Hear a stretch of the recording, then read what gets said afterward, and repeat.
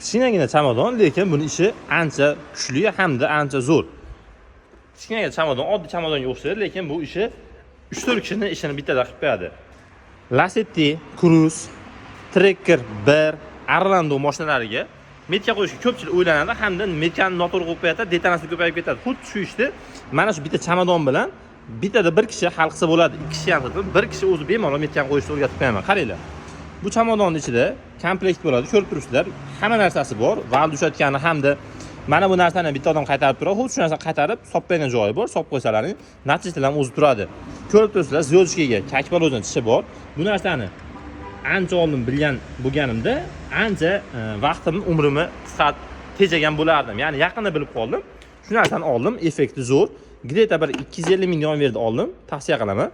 Orqasiga bor, oldiga bor, hamda tayda o'zining metkasi bor. Xullas kalom, bu narsa bittada metkani chiqarib beradi, oborgarchilik bo'lmaydi, 2 marta ish bo'lmaydi, bitta odam bemalol metkani qo'ysa bo'ladi. Orqasiga bemalol tormoz qilib ushatib qo'yasizlar.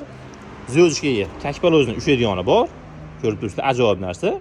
Xullas kalom, xuddi shu holatda yig'iladi, zyochkaning metkasi qo'yiladi, orqasiga tormoz qilinadi, pastga zyochkani to'g'rilab qo'yiladi. Muammo hal, metka bittada chiqadi.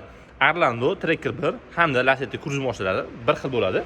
Tavsiya qilaman, olinglar, maza qilib ishlatinglar. Bu narsani pul sotadigan instrumentlardan so'rasanglar, 250 ming atrofida bersa kerak, gideta, nech bo'lgan esimda yo'q, ancha bo'ldi. Shuni olsanglar ancha ma'qul bo'ladi. Bu videoni ustalarga jo'natib, like bosib qo'yishni unutmasin. Bundan qiziq videolar hali oldinda.